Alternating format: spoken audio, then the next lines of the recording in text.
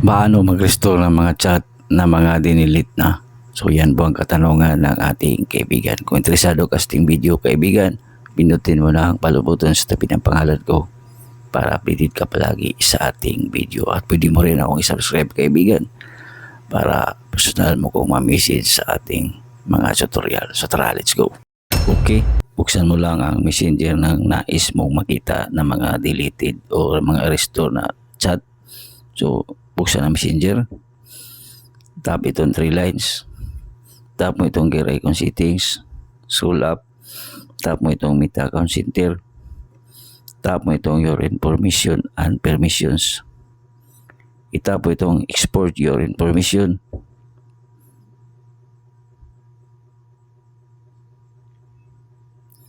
itap itong create export, itap mo lang yung Facebook account niya, and export to device, itap.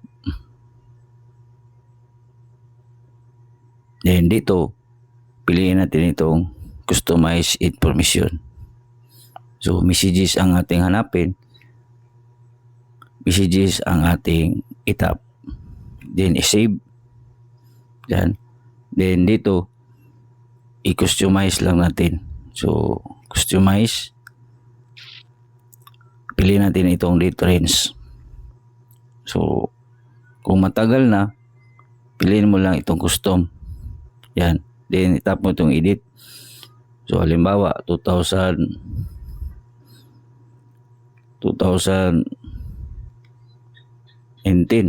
yun.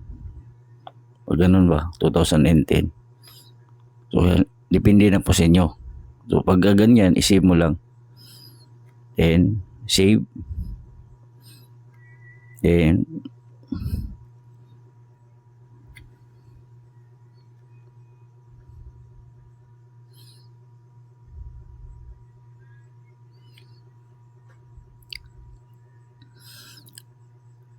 itap mo itong start to export. Then ilagay mo lang dito yung password ng kanyang messenger at itap mo lang ang continue. So ganito na ang kinalabasan. Pupunta ito sa Facebook notification mo kaibigan at doon mo to i-click at mababasa mo na ang mga lahat ng mga deleted combo na matagal na. So ganoon lang, huwag kalimutan i-share ang video. Salamat.